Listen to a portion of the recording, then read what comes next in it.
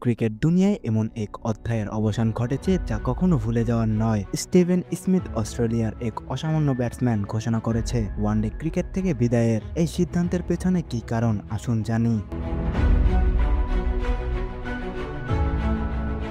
৪ March ২০২৫ champions ট্রফির সেমিফাইনালে ভারতের বিপক্ষে হেরে বিদায় নিয়েছে অস্ট্রেলিয়া। আর এরপরে স্মিথ তার ওয়ানডে ক্যারিয়ারের শেষ ম্যাচ খেলে ফেললেন। ১৭০টি ওয়ানডে, ১২টি সেঞ্চুরি, ৫,৮০০ রান। এই অভিজ্ঞান ছাড়া এই ক্যারিয়ার আর কিছুতেই শেষ হতে পারে না। কিন্তু স্মিথ জানিয়ে দিলেন এটা তার শেষ। কিন্তু কেন?